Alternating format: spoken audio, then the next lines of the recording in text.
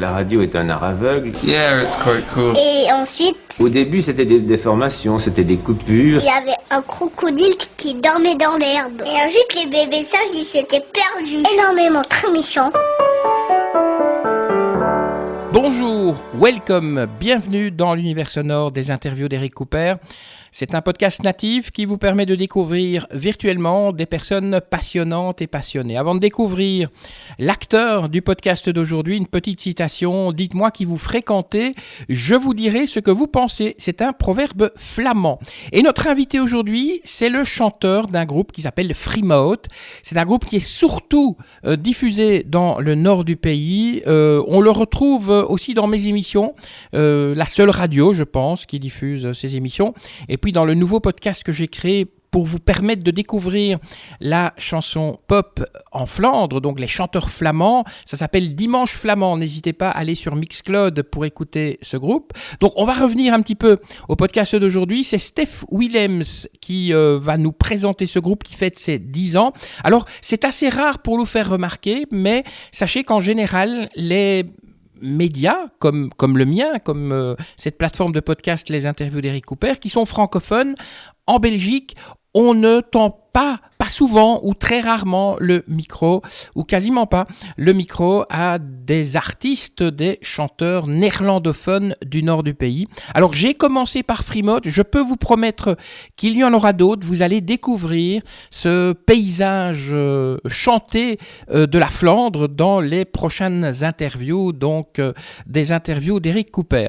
Alors, Steph Willems, bonjour, merci d'avoir accepté de faire partie de la grande famille des personnes qui sont invitées dans les interviews d'Eric Cooper. Alors, une première question, vous êtes chanteur de Freemouth, mais en fait, vous avez un autre métier. Vous nous donnez vous nous dites deux mots sur cet autre métier? Comme profession, je suis porte-parole néerlandophone de l'Institut VIAS, donc c'est l'organisation qui s'occupe de la sécurité routière et de la mobilité. Peut-être les gens connaissent mon collègue Benoît Godard, qui est mon collègue direct, et il est le porte-parole francophone de l'Institut VIAS. Et je fais ça parce que je ne peux pas gagner mon argent seulement avec de la musique, et aussi parce que j'aime m'exprimer ou donner des interviews sur des choses qui ont un impact sur la société, comme tout le monde va le savoir, la sécurité routière, ça touche à tout le monde. Il y a à peu près 600 tués chaque année encore en Belgique. Donc si je peux aider à améliorer la sécurité routière, et ça c'est une petite partie de mon boulot, voilà, j'ai toujours le sentiment d'ajouter quelque chose à la société. Il y a 10 ans, vous avez créé le groupe Freemouth. Est-ce que vous faisiez de la musique avant de créer ce groupe? Oui, mais tout seul, dans ma chambre. Donc, quand j'avais 16 ans, j'ai appris de jouer la guitare moi-même. Mais c'était juste que l'âge de 30 ans que j'ai eu le courage d'écrire une vraie chanson et de laisser entendre à quelqu'un d'autre. Et un an après, j'ai commencé avec Freemouth. Donc maintenant, on fête notre 10e anniversaire. Et voilà, on a jusqu'à maintenant 18 chansons sur la radio nationale. Chansons que j'ai écrites moi-même, soit avec d'autres personnes. Donc ça m'a donné une confiance énorme de dire, voilà, je sais écrire quelque chose, je sais créer des chansons qui peuvent être jouées sur la radio nationale, entre des chansons qui viennent des grands artistes, de David Bowie jusqu'à les Rolling Stones. Et souvent, on entend mes chansons sur Radio 2 entre ces grands artistes internationaux, et ça c'est formidable. Comment vous avez un jour eu l'idée de créer le groupe Freemouth? J'avais écrit une chanson en particulier, elle s'appelle Toffer dan Tof, et à un certain moment j'étais au magasin des guitares, magasin des instruments de la musique, où j'avais rencontré quelqu'un qui connaît un producer, et c'était d'une manière assez naturelle que j'ai rencontré à un certain moment mes musiciens. Et voilà, j'avais déjà contacté notre producteur Steve Willard, qui est assez connu en Flandre parce qu'il est le main droite de Wiltura. Et Steve est aussi responsable pour créer de la musique pour des grands films et des séries de télévision. Et donc j'avais téléphoné avec lui, j'ai dit oui, je suis Stephen, j'ai écrit quelques chansons, est-ce que vous pouvez écouter s'il vous plaît, je veux collaborer avec vous. Et à un certain moment, je suis venu chez lui, et j'ai joué quelques chansons et il dit c'est très bien, on va collaborer. Et jusqu'à maintenant, et ça, c'est déjà 10 ans qu'on collabore. Nous n'avons pas de contrat, nous avons juste le même sentiment de la musique. Et voilà, j'ai plein de confiance en lui quand il dit oui, ça c'est une belle chanson, on doit l'enregistrer. Voilà, on va la faire. Et le groupe, le nom du groupe, comment vous l'avez trouvé? Parce que Freemode, c'est un astronaute, hein? Tout à fait. Donc, je me souviens bien quand j'avais 12 ans, environ 11-12 ans, qu'il est parti vers l'espace. Et au moment que j'ai commencé le band, oui, on a besoin d'un nom. Et j'avais écrit, comme tout le monde, 20 ou 30 noms. Et à un certain moment, j'avais dit, je veux quelque chose qui donne l'impression d'être ambitieuse, mais aussi très flamand, avec les pieds sur terre. Et c'est pour ça que Freemode, les gens ils peuvent facilement le reconnaître. Et voilà, c'est pour ça que j'ai nommé mon groupe Freemode. Et comment vous avez sélectionné les membres du groupe? C'était des artistes, des musiciens que vous connaissiez déjà? Non, pas du tout.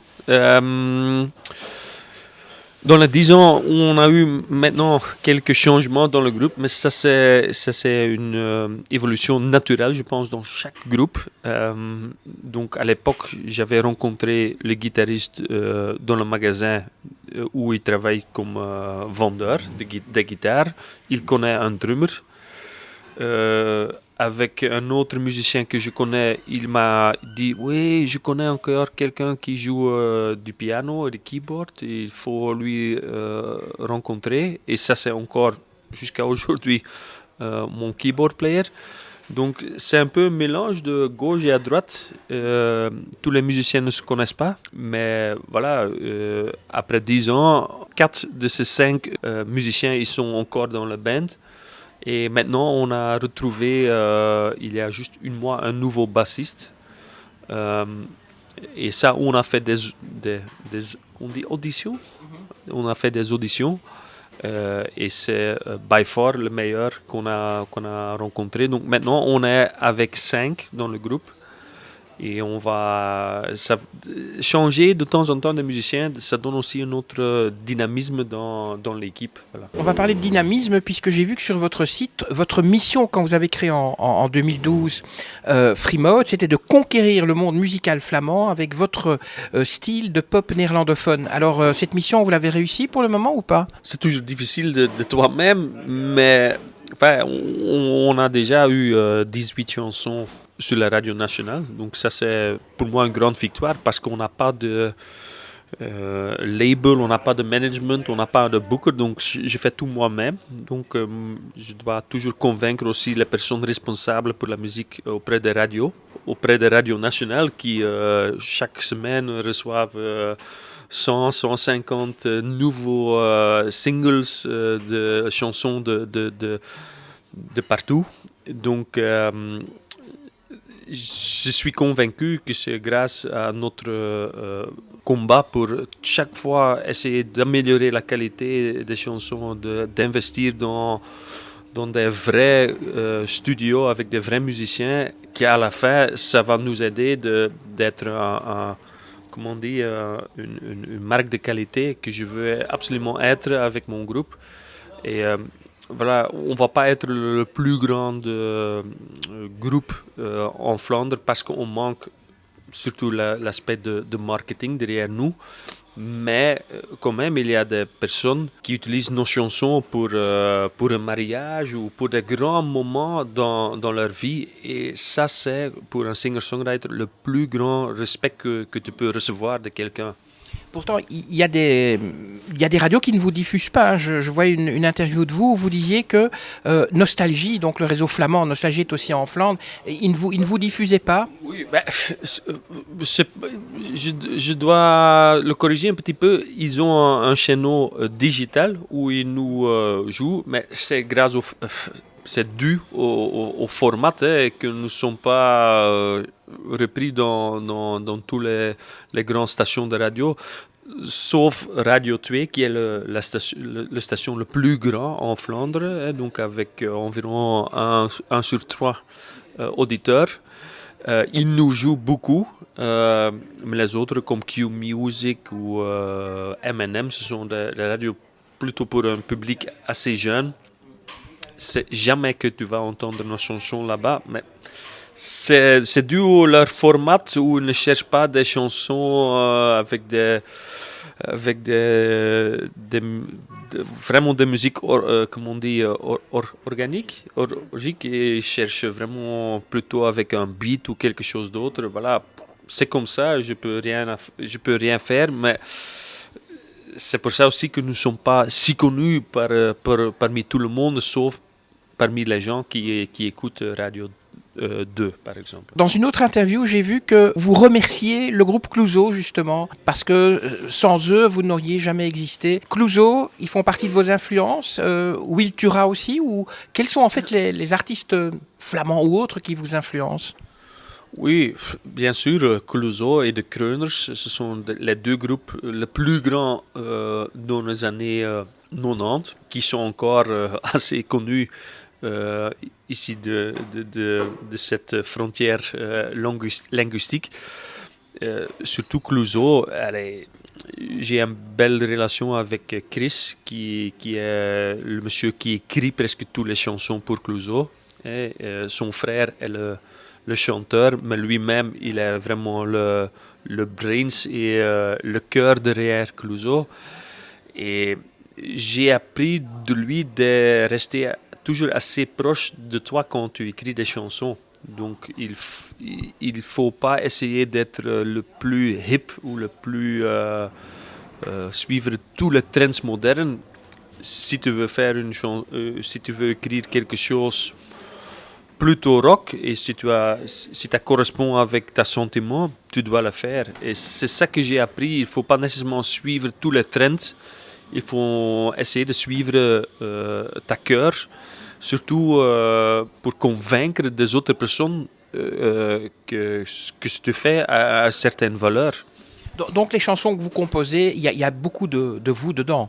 Bien entendu, oui, tout à fait. J'ai essayé d'écrire aussi des chansons dans d'autres styles, et ça c'est plutôt un exercice qu'une expression de vraiment les sentiments que j'ai à ce moment dans moi. Et après 10 ans, toutes les chansons qui ont certaines valeurs pour d'autres personnes sont plutôt des chansons qui sont assez proches de moi.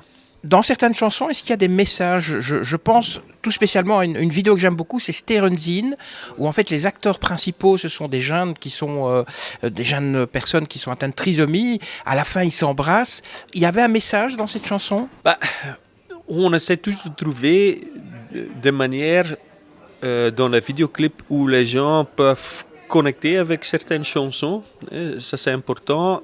Et c'est pas vraiment un message qui est derrière, mais ce que j'aime, c'est de rencontrer de nouvelles personnes qui viennent d'une façon de vivre que normalement j'ai pas de contact avec. Et c'est pour ça que cette clip avec des personnes qui ont tous le syndrome de Down, ça m'a vraiment ouvert les yeux.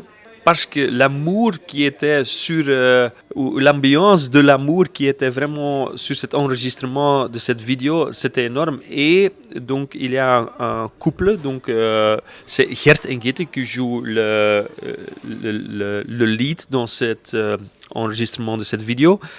Ils sont venus nous voir il y a 2 mois nous avons joué un concert près de chez eux. J'étais pas au courant qu'ils étaient dans la salle. Et à un certain moment, j'ai vu qu'il était dans la salle.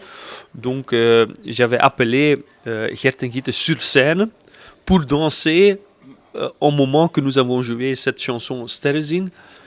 Et c'était vraiment merveilleux parce que les gens, ils deviennent fous. C'est assez chaleureux quand tu vois ces gens et la manière qu'ils s'entendent avec eux, entre eux et avec toutes les autres personnes. Et c'est aussi ces rencontres, je suis sûr et certain que que jamais j'ai eu ce genre de rencontres quand je jouais pas de musique. Ils sont vraiment en couple alors, les deux personnes? Oui, tout à fait, c'est un vrai couple. Déjà pendant 10 ans environ, oui. Est-ce qu'il y a eu des réactions? Parce que c'est vrai que parfois, l'amour chez les personnes qu'on dit handicapées, ça peut choquer. La scène du baiser de la fin, je me suis dit, est-ce qu'il y a eu des réactions à la fois positives ou négatives? Seulement positives. Seulement des réactions positives. Ce qui est aussi drôle, c'est qu'ils m'ont invité, ils ont dit, oui, qu'on va se marier dans un futur assez proche, on ne sait pas quand, mais quand on va se marier, tu dois venir jouer cette chanson sur notre mariage. Voilà. Alors, vous avez l'art de divertir le public pendant vos concerts. Vous avez donné des concerts aux Pays-Bas, à Gand, à Louvain, à Ostende, concerts toujours en Flandre. Pourquoi pas à Bruxelles ou en Wallonie? Parce que moi, je suis notre propre booker et voilà, je cherche toujours des concerts, mais c'est beaucoup plus logique de jouer dans Flandre où les gens vous connaissent, où les organisateurs, ils savent que voilà, que nous sommes joués dans la radio, ou sur la radio.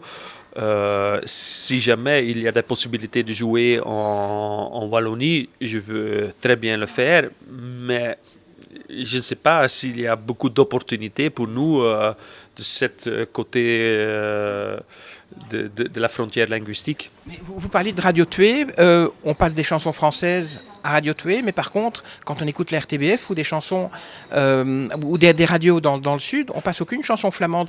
Comment est-ce que vous expliquez ce fait? Pourquoi est-ce que ça devrait être naturel qu'on passe du belge dans le fond, même flamand dans les chansons à la RTBF?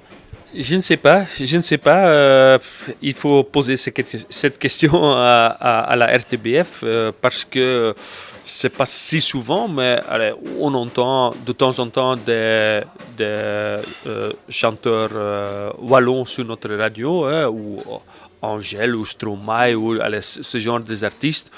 Je ne peux pas imaginer que du côté francophone, ils connaissent par exemple Bazar ou Clouseau ou d'autres artistes. Je ne sais pas pourquoi c'est comme ça. Il faut le poser cette question aux radios. Alors, The Overcant, c'est votre nouveau single. Que raconte cette chanson? C'est aussi une chanson assez personnelle. J'avais écrit cette chanson ensemble avec Jan de Kampenaar, qui est aussi le singer-songwriter de Venus in Flames.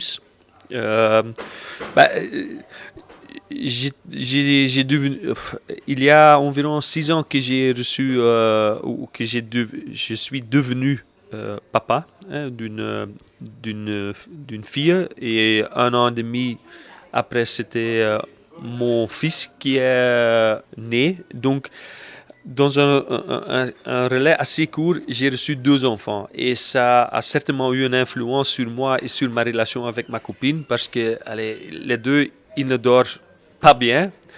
Donc pendant 5 ans, on a vraiment eu des problèmes parce que chaque nuit, on doit s'enlever 4, 5, 6 fois. Donc ça a certainement eu une influence sur notre relation. Et après une soirée assez intensive, où on a eu encore des discussions, quelle erreur on fait ici, les enfants ils ne dorment pas. Je suis parti à Jan avec mon co-writer car j'avais prévenu une session de songwriting. Donc je suis arrivé là-bas, il est en train de faire een petit tokkelen sur sa gitaar. En moi j'ai écrit le premier mot. Als je alles hebt, maar niet gelukkig bent, wat rest er dan van ons wanneer de mist optrekt? En français, ça veut dire si tu as tout, mais tu n'es pas heureux, mais qu'est-ce qui reste de nous une fois que le brouillard est disparu? Et voilà, ça a aussi touché lui à ce moment-là, et on a commencé de ce point de vue. Quand vous avez des malentendus dans une relation ou dans d'autres circonstances, qu'est-ce que tu fais? Est-ce que tu vas partir ou est-ce que tu vas essayer d'aider l'autre personne pour sortir de cette situation difficile? Et voilà, je suis très heureux de choisir. J'essaie toujours de choisir la deuxième option, essayer d'aider l'autre personne, donner la main et lui guider vers l'autre côté qui est le côté plus en sécurité, plus calme. Voilà, ça c'est un petit peu l'esprit de cette chanson. Vous dites que vous avez 18 chansons, donc que vous chantez en concert. 18 chansons, ça veut dire qu'il y a un nouvel album qui va sortir? Non, ça c'est difficile parce que sur ces 10 ans, on a déjà sorti un full album et 2 EP. Pour l'instant, j'ai pas de plan de sortir de nouveau un CD parce que c'est assez difficile. Un CD, il n'y a pas beaucoup de gens qui l'achètent pour l'instant. Je pense que c'est mieux de sortir un par un les singles et voilà, à un certain moment, on va sortir un CD, mais c'est pas prévu dans le planning de le faire assez rapide. Et le premier CD qui est sorti il y a quelques années, il a marché comment? On l'a vendu auprès des concerts. J'ai encore un grand stock chez moi, donc s'il y a des personnes francophones qui veulent l'acheter, ils doivent visiter notre site web, c'est www.freemouth et une tirette au milieu, band.be. Voilà, et tu peux toujours commander un CD chez nous. Mais on le télécharge plus qu'on l'achète en physique? Même télécharger. C'est surtout maintenant le streaming qui est important sur Spotify. Voilà. Je ne vais pas dire qu'il y a des millions de personnes qui nous cherchent sur Spotify, mais notre dernier single, sur 3 semaines, on a eu 25 000 plays sur Spotify, qui n'est pas mal pour nous. Donc c'est surtout sur ces plateformes qu'on doit chercher de nouvelles personnes qui vont te suivre. Vous fêtez vos 10 ans cette année-ci. Quel est le programme? On a déjà joué 2 concerts dans le centre culturel, on dit ça. Un avec, on s'est engagé un string quartet, donc avec un violon, oui, et un cello, et c'est surtout cet été qu'on va jouer sur des grands marchés, sur des petits festivals où on peut ouvrir pour vraiment les artistes les plus grands aussi en Flandre.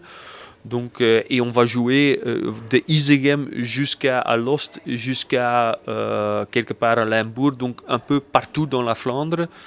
Et c'est ça que j'aime, hein. On ne va pas seulement jouer ici 10 km autour de moi, non, on va jouer vraiment dans tout le pays, dans toutes les régions en Flandre en tout cas. Allez, dernière question, je vous laisse le mot de la fin. Quel est un petit peu votre souhait pour Freemouth? Je souhaite en tout cas de continuer d'avoir encore beaucoup de plaisir d'écrire et de faire des concerts. Et mon but était toujours d'avoir une chanson qui peut rester dans les mémoires de tous les Flamands. Ça, c'était mon objectif au début. C'est toujours difficile à dire si on a déjà réussi, mais je peux vous raconter une petite anecdote. J'étais à Radio 2 il y a 6 mois pour faire une promotion pour une autre chanson de nous. Et à ce moment-là, dans leur application, c'était une dame qui a envoyé un petit message et qui dit, voilà, ma fille, elle est mariée avec Saddam, donc c'est un couple lesbiste, voilà. Et ils ont, dans leur veston, ils ont écrit le texte de la chanson Sterrezin. Donc c'était leur première danse, la danse ouverte de leur mariage, et dans leur veste, de leur costume de mariage, ils ont mis le texte de Sterrezin. Et ça m'a énormément touché que pour le moment le plus important de ta vie, que ces deux dames ont choisi une chanson que j'ai écrite moi-même. Donc pour moi, ça c'est la plus grande richesse que j'ai, que toutes les choses que je fasse pour la musique, ce sont mes propres décisions, c'est pas un manager ou quelqu'un d'autre avec des intérêts plutôt commerciaux. Ce sont surtout mes décisions et à la fin, voilà, c'est un résultat pour moi énorme parce qu'au moment le plus important de la vie de quelqu'un que je ne connais pas, ils ont pensé à mes chansons, à mon groupe. Et ça, c'est la richesse énorme et j'essaye de garder cet esprit. Merci à vous, Steph Willems, d'avoir répondu à mes questions. Je rappelle donc, votre groupe s'appelle Frimout, F-R-I-M-O-U-T. Si vous voulez aller en savoir plus sur Internet, vous allez sur www.frimout-band.be. Ils sont aussi sur Facebook. Si vous avez aimé ce podcast, likez-le. Partagez-le sur les réseaux sociaux, laissez-nous un commentaire, abonnez-vous, comme ça vous serez tenu au courant de la prochaine édition d'un nouveau podcast des interviews d'Eric Cooper. Je rappelle que si vous avez envie, peut-être vous aussi, d'être invité ou que vous connaissez des personnes qui pourraient être invitées, laissez-moi bien sûr un petit commentaire. Allez, sur ce, je vous quitte, que la force soit avec vous et avec tous les autres, et à très bientôt. Ça y est, c'est fini.